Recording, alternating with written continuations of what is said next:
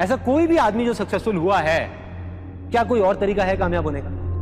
हमारे घर में मुझे बुलाया जाता था तो मेरी मामी जी आवाज लगाती थी, अरे संदीप इधर आ इधर आ इधर आ इधर आ। हाँ मामी जी क्या बोल रहे हो? और अपने साथ वालों को बोलते, अभी देखना देखना बोलेगा बोलेगा बोलेगा देखो। अब सारे मेरी शक्ल देख रहे हैं, 10 लोग वहां पे खड़े हैं, कह रहे बेटे बता बता तू बड़े होके क्या बनेगा? मैं शर्मा रहा हूं। बोलना बेटा बोल, बोलना, शर्मा मत, बोलना। टाटा बिरला बोला और भाग गया। फिर मेरे को बुलाती थी मामी जी और वो लोग जो भी होते थे, बुलाते थे और आके मेरे को प्यार करते थे, आए आए कितना प्यारा बच्चा है, हाँ बेटा बनी हो तू, जरूर बनी हो टाटा बिरला। अभी बड़ा होगा ना सब समझ आ जाएगा इसको, बच्चा है। देखो एक मिडिल क्लास बैकग्राउंड से अगर कोई बोल दे बच्चा टाटा बिरला बनूंगा तो क्या होगा? मजाक ही उड़ेगा ना, क्योंकि हम उन चीजों को एक्सेप्ट नहीं कर सकते। और वही हुआ, सब मेरा मजाक उड़ाते थे, सब पूरी फैमिली में। उनको लगता था कि बच्चा है 6 साल का, यार इसको क्या समझ आना है कि मजाक उड़ रहा है नहीं उड़ रहा।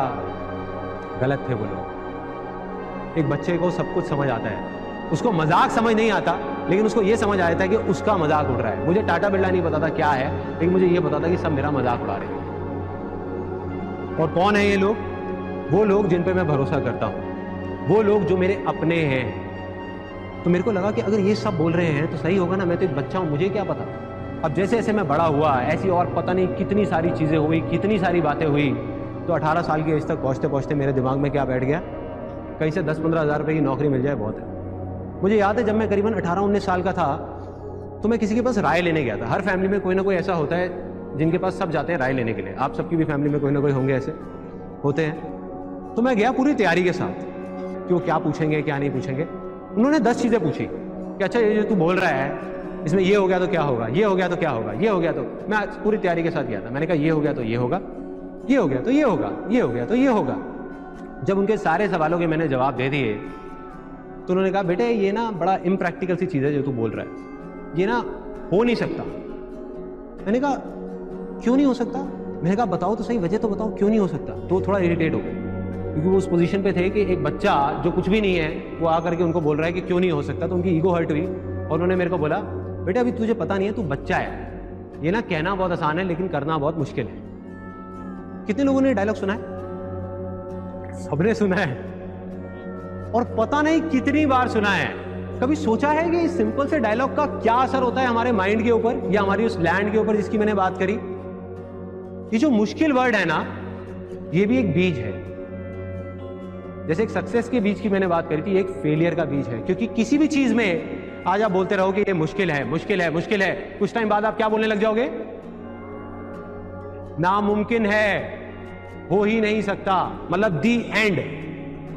तो ये जो मुश्किल वर्ड है ना, इसने क्या किया हुआ है, हम सबको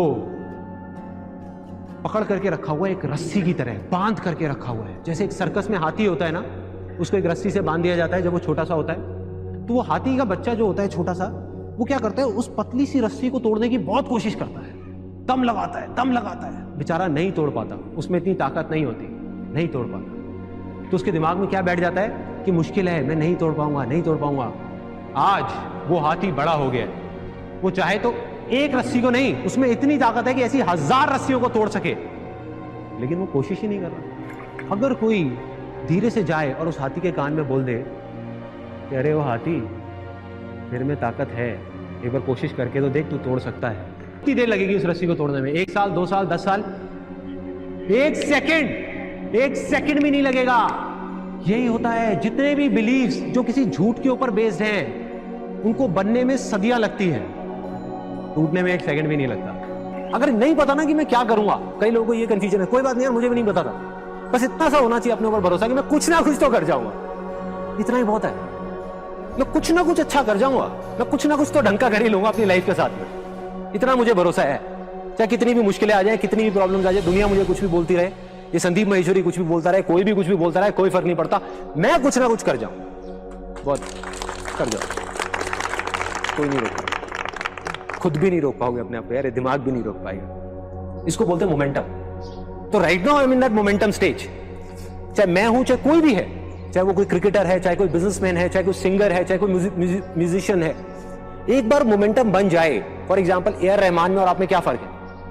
उसकी स्पीड 200 की चल रही है, मुश्किलें उसके भी सामने आती हैं, आपके सामने पत्थर आते हैं, उसके सामने तो दीवारें खड़ी हुई हैं, वो लेकिन तोड़ता हुआ निकल जाता है।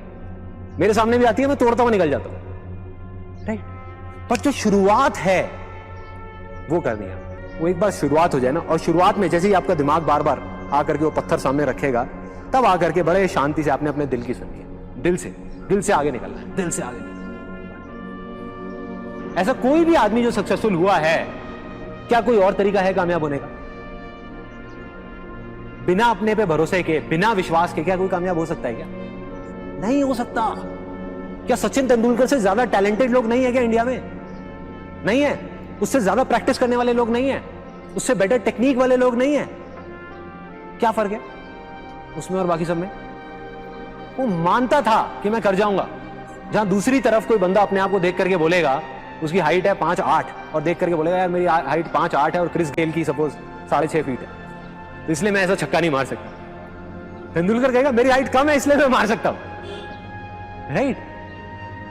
तो वो जो आदमी जिसको अपने ऊपर भरोसा है, जिसको अपने ऊपर विश्वास है, वो अपनी वीकनेसेस को भी स्ट्रेंथ बना करके आगे ले आएगा, और जिसको अपने ऊपर भरोसा नहीं है, जिसको बिलीफ नहीं है, वो अपनी स्ट्रेंथ्स को भी वीकनेसेस बना देगा, वो अपनी स्ट्रेंथ्स को भी वीकनेसेस बना देगा।